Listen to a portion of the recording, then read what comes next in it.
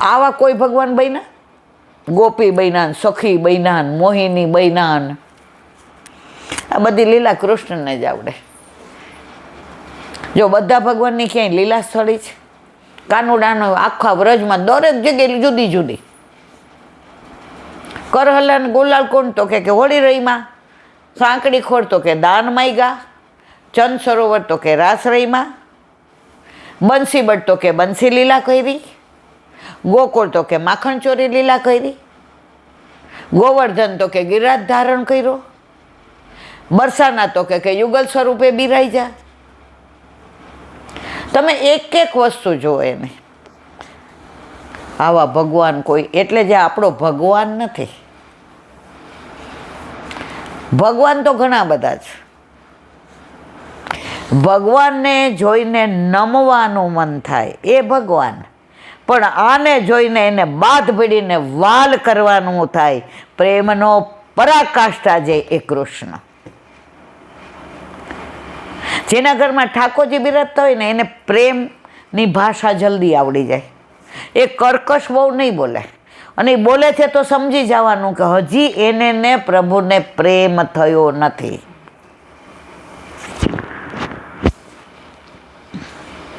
શ્રી કૃષ્ણ રસાત્મક કહેલા છે. વૃંદાવનમાં તો ભાગવતે ગાયેલા રસમત નિર્દોષ કૃષ્ણ રસદાન માટે મયુરપીંછનો ત્રાસો મુકુટ મસ્તક ધારણ કરીને વિહરે છે.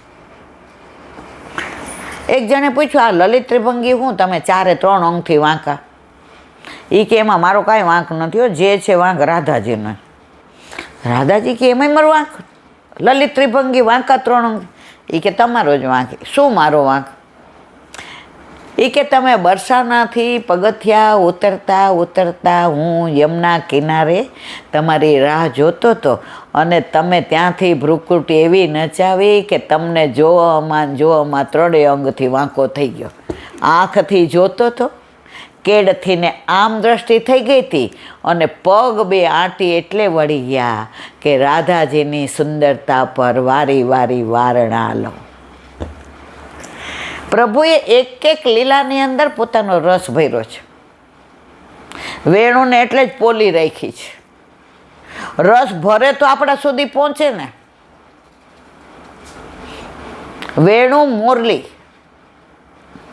અને વાંસળી, આના ત્રણેયની જુદી જુદી લીલાઓ છે. એ પછી કોઈક વાર કહેશું. ટાઈમ થઈ ગયો છે હવે. અહીંયા વ્રજ વિહારને વિરામ આપીએ. હવે મધુરાષ્ટક, એમાં રેણુ મધુરો, રજ રાણી. આપણે ત્યાં ગયા હતા ને, ક્યાં ગયા હતા? જટારી ધામ. એમણે રજરાણીનું કેટલું સરસ કીધું તું. એ કે અમે રજ ન બોલી, અમે ધૂળે ન બોલી. આ રજ રાણી છે.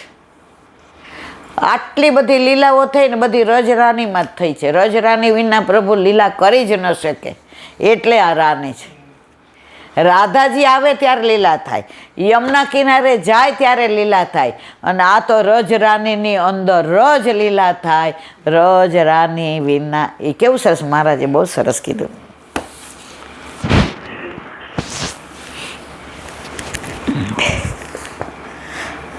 વ્રજની રજ પ્રભુના ચરણ સ્પર્શથી મધુર તો છે જ. એકવાર બ્રહ્માંડ ઘાટ ઉપર બેઠા હતા ને, તો ઠાકોરજીને એમ થયું કે આ બધાય વ્રજ રજની વાતું કરે છે ને, કોઈનું ધ્યાન નથી, બધા યમુના કિનારે આનંદ લે છે. નારદજી દૂર ઊભા હતા, ઠાકોરજીને ખબર નહીં. એણે જોયું કોઈ છે ને છેલ્લે, આ શું બધા મોઢામાં નાખતા હશે ને પગે લાગતા હશે ને, વ્રજ રાની ને રજ રાની. નારદજી પાસે આવ્યા, કેટલાઈ ગઈ કે શું? એ કે મેં જોયું, પકડાઈ ગયા. એ કે આમાં હું નારદ તમને મજા આવે? નારદે જવાબ આપ્યો બહુ સરસ, પુષ્ટિ માર્ગની પરાકાશ. નારદજી કે પ્રભુ, ભગવાન થઈને આનો સ્વાદ ના આવે, એના માટે ભક્ત બનવું પડે. ભગવાન થઈને આ તમને રજ લાગે, પણ રસ ક્યારે લાગે? તમે ભક્ત બનો તો. એટલે આપણને બધાને વ્રજ રજ કેમ ગમે છે? આપણે ભક્ત છીએ. ભગવાન દ્વારા ભગવાન ક્યારેય ન મળે, ભગવદીઓ દ્વારા જ ભગવાન મળે. તુજ સંગ કોઈ વૈષ્ણવ થાય તો તું વૈષ્ણવ સાચું, તારા સંગનો રંગ ના લાગે ત્યાં સુધી તું કર. જો કપડાની એક ખાસિયત, આ નવું કપડું લીધું હોય ને પણ ધોવા નાખીએ તો બીજું સફેદ કપડું ભારેમાં ભારે હોય. ઓલાને પૂછ્યું કલર જાય છે, તું 5 પૈસા વધુ લેજો ને, કલર ન જવો જોઈએ. ન જાય, મશીનમાં નાખ્યું તો આ લાલ કલર ઓલો સફેદ ઉપર એવો બેસી ગયો, એવો બેસી ગયો. હવે આ પરાકાષ્ઠા જે કલરમાં ડાયમાં નાખ્યો ને પૈસા ખર્ચ્યા ને પાકો કર્યો એનો ગયો, પણ જે સફેદમાં લાલ બેસી ગયો ને એ ક્યારેય નહીં જાય. તો આપણને ભગવદીઓનો રંગ લાગી જાય ને એ ક્યારેય ન જાય. એ રંગ લાગેલો છે, ડાય કરેલો નથી મારા વાલા. ડાય કરેલું હોય ને ધોળું થાય, પણ ઓરિજિનલ ક્યારેય ધોળું થાય નહીં. તેની મધુરતામાં વિશેષતા જ વ્રજની ગાયોની ખુરીઓની રેણું પણ મિશ્રિત છે. હમણાં ગોપાષ્ટમી આવશે 4 દી પછી, ઠાકોરજીને ગાયો ચરાવવા. માં કે મોજડી સરસ છો, હીરા મોતીને જો સરસ બધું ગૂંથું છે, પહેરી લે. એ કે ઉભર રે, ગાયો ગણી આવું 9 લાખ ગાયો. એ કે 9 લાખ મોજડી કરાવ ને બધાને પહેરાવ તો હું પહેરું. એ કે ગાયોને હોય કોઈ દી કે માં મારા ચરણ જેટલા કોમળ છે ને એવા જ મારી ગાયોની ખુર કોમળ છે. જો મારી ગાયોને કાંટા કાંકરા ઝાખરા વાગે અને મોજડી ન પહેરે તો મારી ગાયોને ચરાવવા જાઉં ત્યારે હું ચરણમાં કાંઈ પહેરું નહીં. એટલે આ રજનું મહત્વ છે. ખુલ્લા ચરણે શું રાધાજીએ પહેર્યા છે? ના. વ્રજવાસીઓએ? ના. ગાયો? ના. બછરા? એક વૈષ્ણવ કે હું રોજ અડેલ પહોંચી જાઉં સવારે. ઈલાબેન મેં કીધું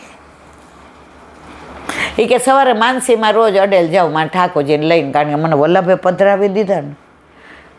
એમણે તો 1 કલાકની વાત કરી, પણ મારે જે પરાકાષ્ઠા કેવી તે આ છે. એ કે ઠાકોરજીને વલ્લભ જગાવે ને શ્રીંગારે કરે ને અરો ગાવે ને બધું એ કરે.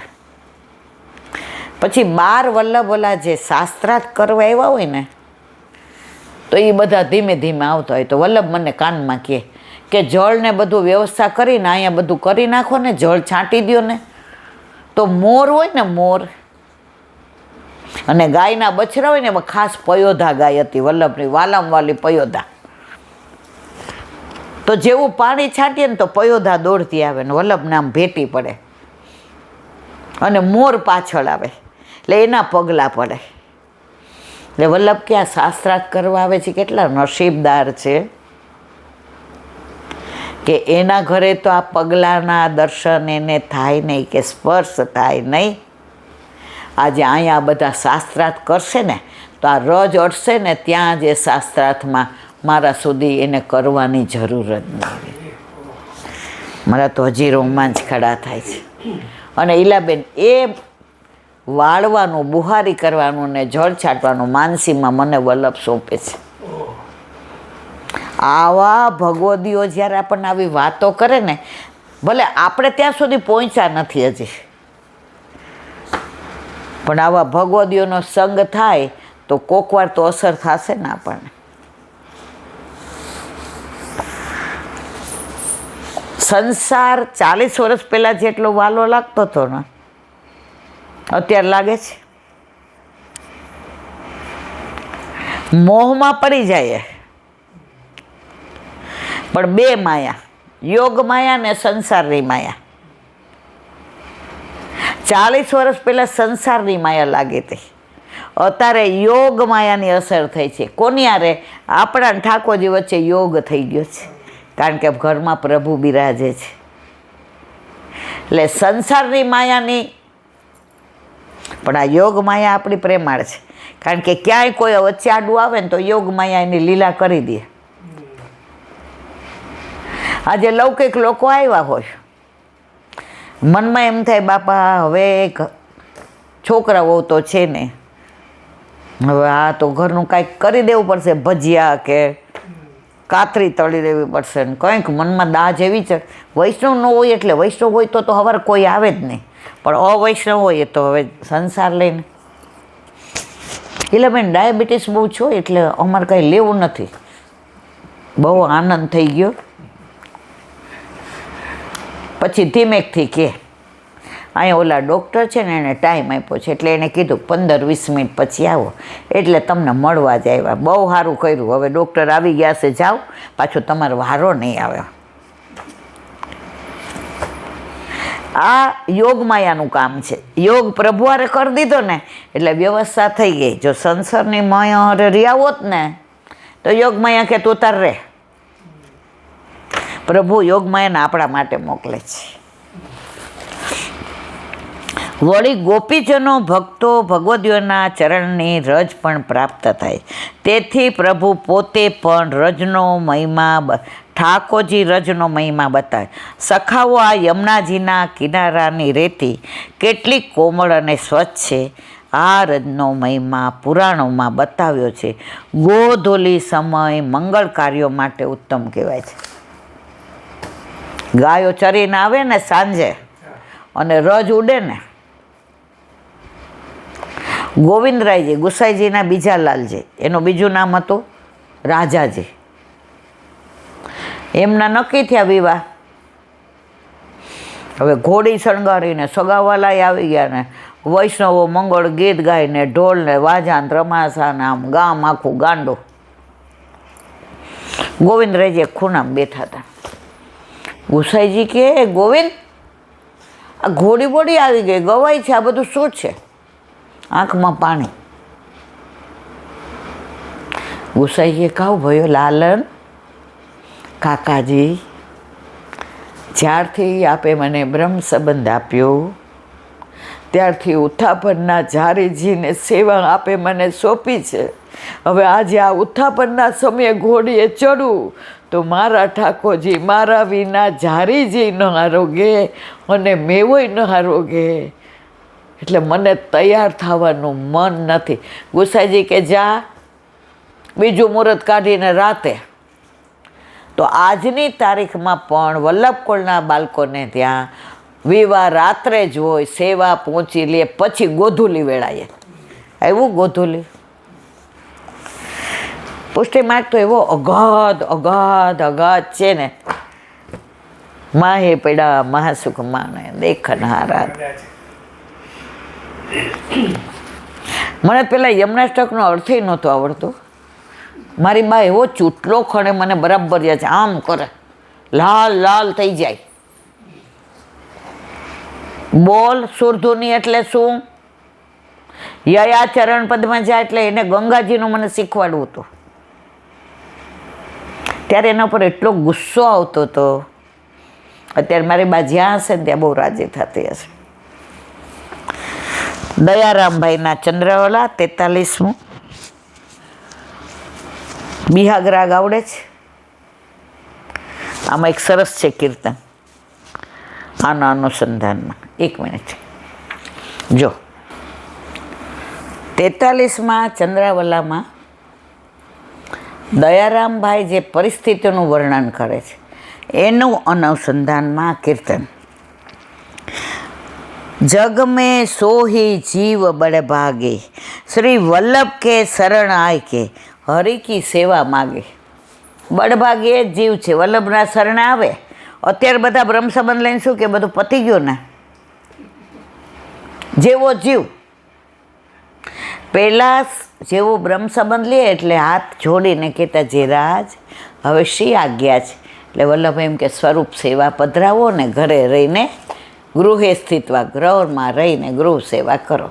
સેવા યામવા કથા યામવા, સેવા પહોંચી લ્યો તો અનુસરમાં સત્સંગ કરો. આજે એક દાખલો સરસ આપ્યો હતો. તમારે સત્સંગ થતો હોય ને તો આજુબાજુ વમળમાં આ વૃક્ષોમાં, પક્ષીઓમાં કણમાં કૃષ્ણ વ્યાપી જાય છે. એનો દાખલો આપ્યો હતો કે ગુસાઈજી એકવાર ગુજરાત કરવા નીકળ્યા પરદેશ. તો રસ્તામાં એક ગામ આવ્યું. એક જણે ચરણ પકડી લીધા ગુસાઈજીના. એ કે મને શરણે લ્યો. એટલે વૃક્ષને નીચે શરણે લીધો. એ કે સેવાન સત્સંગ કરજે વૈષ્ણવારે. જો ગમે ત્યાં સત્સંગ ન થયો, વૈષ્ણવમાં બે ન જવાય. હાલો વાતું કરવા, હાલા ના કરાય. અમે 10 વર્ષ પહેલાં શ્રીનાજી ગયા તો ખડાઈતામાં અમે પ્રસાદ લેવા ગયા. તો ત્યાં વાર હતી, લાઈન હતી. તો 5-6 જણા મારી પાસે આવ્યા. એ કહેલા બેન ટાઈમ પાસ કરવા એકાદી વાત કરો ને. મેં તો હારાવ ટાઈમ પાસ કરવા માટે છે સત્સંગ મારા ઠાકોરજી. એટલે મેં તો મને અત્યારે યાદમાં આવે. થોડી બીજા જણ કે હવે તમને તો ગમે એ પ્રસંગ આવડે કે આપણો વારો આવે ત્યાં સુધી જ કયો. મેં તમે બધા ગાઓ. બધાને ગવડાવ્યું. મેં માર ઠાકોર પાત્ર વિના પીરશો ને એટલે ઢોળાઈ જાય, ધૂળમાં મળી જાય. એટલે ગમે ત્યાં ના થાય. તો વાત શેની કરતી હતી? હા. પછી ગુસાઈજી તો ગયા. પછી પાછા આવ્યા ને તો ઓલા વૈષ્ણવને પૂછ્યું.